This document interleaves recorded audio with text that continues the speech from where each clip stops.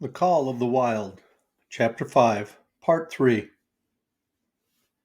In its frozen state, it was more like strips of galvanized iron, and when a dog wrestled it into his stomach, it thawed into thin and innutritious leathery strings and into a mass of short hair, irritating and indigestible. And through it all, Buck staggered along at the head of the team as in a nightmare.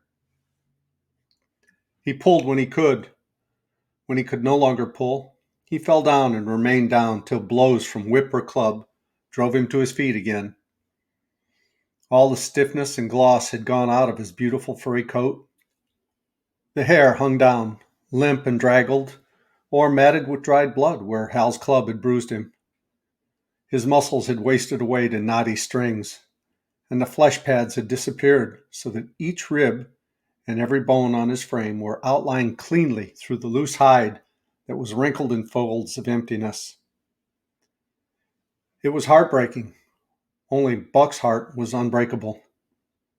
The man in the red sweater had proved that.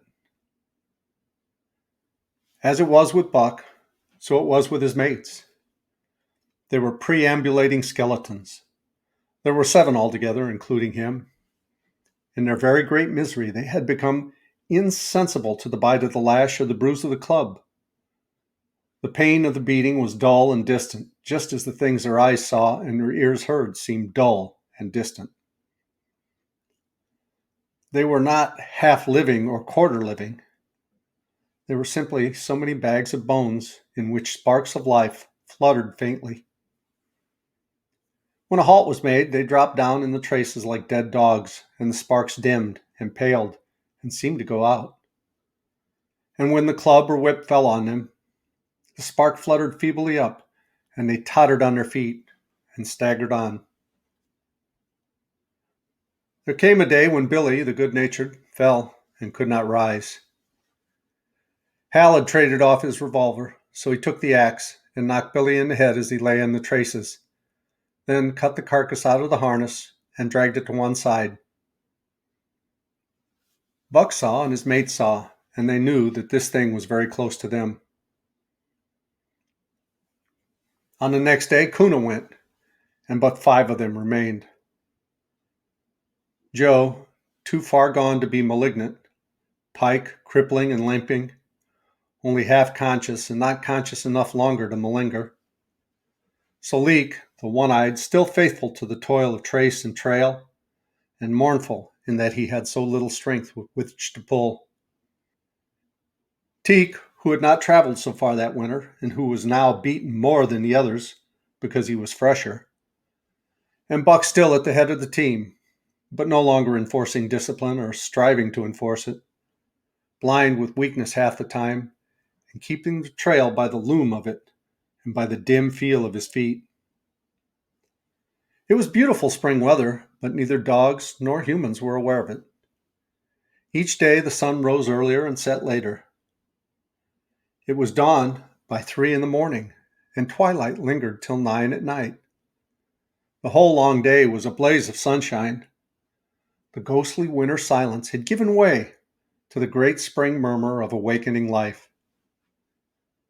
This murmur arose from the land fraught with the joy of living. It came from the things that lived and moved again, things which had been dead and which had now moved during the long months of frost. The sap was rising in the pines. The willows and aspens were bursting out in young buds. Shrubs and vines were putting on fresh garbs of green. Crickets sang in the nights, and in the days all manner of creeping, crawling things rustled forth into the sun. Partridges and woodpeckers were booming and knocking in the forest. Squirrels were chattering, birds singing, and overhead honked the wild fowl driving up from the south in cunning wedges that split the air. From every hill slope came the trickle of water, the music of unseen fountains. All things were thawing, bending, snapping. The Yukon was straining to break loose the ice that bound it down. It ate away from beneath. The sun ate from above.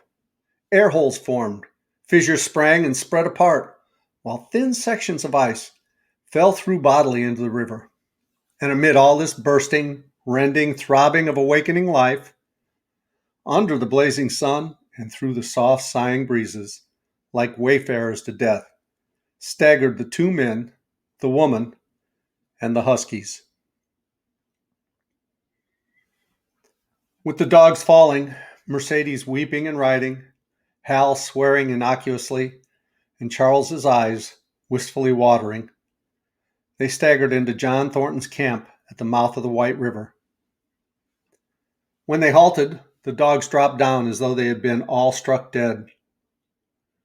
Mercedes dried her eyes to look at John Thornton. Charles sat down on a log to rest. He sat down very slowly and painstakingly. What of his great stiffness? Hal did the talking. John Thornton was whittling the last touches on an axe handle he had made from a stick of birch. He whittled and listened, gave monosyllabic replies, and when it was asked, terse advice. He knew the breed, and he gave his advice in certainty that it would not be followed. They told us up above that the bottom was dropping out of the trail, and the best thing for us to do was lay over, Hal said, in response to Thornton's warning to take no more chances on the rotten ice. They told us we couldn't make White River, and here we are. This last with a sneering ring of triumph in it. And they told you true, John Thornton answered. The bottom's likely to drop out at any moment. Only fools with blind luck of fools could have made it. I tell you straight, I wouldn't risk my carcass on that ice for all the gold in Alaska. That's because you're not a fool, I suppose, said Hal. All the same, we'll go on to Dawson. He uncoiled his whip. Get up there, Buck! Hi! Get up there! Mush on! Thornton went on whittling. It was idle, he knew, to get between a fool and his folly, while 2 or 3 fools, more or less, would not alter the scheme of things. But the team did not get up at command. It had long since passed into the stage where blows were required to rouse it. The whip flashed out, here and there, on its merciless errands. John Thornton compressed his lips. Soleeks was the first to crawl to his feet. Teek followed. Joe came next, yelping in pain. Pike made painful efforts. Twice he fell over when half up, and on the third attempt managed to rise. Buck made no effort. He lay quietly where he had fallen. The lash bit into him again and again, but he neither whined nor struggled. Several times Thornton started as though to speak, but changed his mind. A moisture came to his eyes, and as the whipping continued, he arose and walked irresolutely up and down. This was the first time Buck had failed, in itself a sufficient reason to drive Hal to rage. He exchanged the whip for the customary club. Buck refused to move under the rain of heavier blows which now fell upon him. Like his mates, he was barely able to get up, but unlike them, he had made up his mind not to get up. He had a vague feeling of impending doom. This had been strong upon him when he pulled in to the bank, and it had not departed from him. What of the thin and rotten ice he had felt under his feet all day? It seemed that he sensed disaster close at hand, out there ahead on the ice where his master was trying to drive him. He refused to stir. So greatly had he suffered, and so far gone was he, that the blows did not hurt much. And as they continued to fall upon him, the spark of light within flickered and went down. It was nearly out.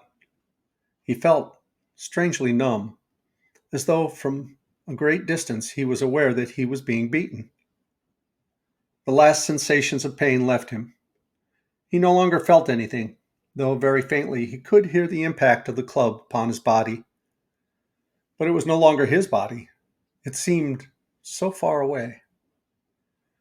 And then suddenly, without warning, uttering a cry that was inarticulable and more like the cry of an animal, John Thornton sprang upon the man who wielded the club. Hal was hurled backward as though struck by a falling tree. Mercedes screamed. Charles looked on wistfully, wiped his watery eyes, but did not get up because of his stiffness. John Thornton stood over Buck, struggling to control himself, too convulsed with rage to speak. "If you strike that dog again, I'll kill you," he at last managed to say in a choking voice. "It's my dog," Hal replied, wiping the blood from his mouth as he came back. "Get out of my way or I'll fix you. I'm going to Dawson." Thornton stood between him and Buck and evinced no intention of getting out of the way. Hal drew his long hunting knife. Mercedes screamed, cried, laughed, and manifested the chaotic abandonment of hysteria. Thornton rapped Hal's knuckles with the axe handle, knocking the knife to the ground. He rapped his knuckles again as he tried to pick it up. Then he stooped, picked it up himself, and with 2 strokes, cut Buck's traces. Hal had no fight left in him. Besides, his hands were full with his sister, or his arms rather, while Buck was too near dead to be of further use to hauling the sled. A few minutes later, they pulled out from the bank and down the river. Buck heard them go and raised his head to see. Pike was leading. Solix was at the wheel, and between were Joe and Teak. They were limping and staggering. Mercedes was riding the loaded sled. Hal guided at the gee pole, and Charles stumbled along in the rear.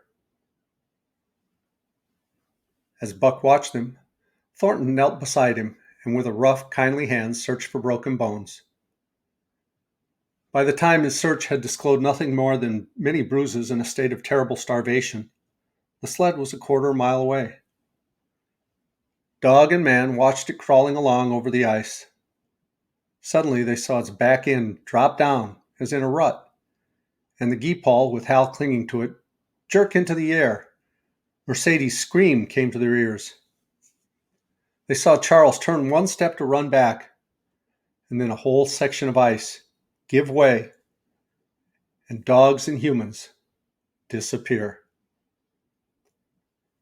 A yawning hole was all that was to be seen.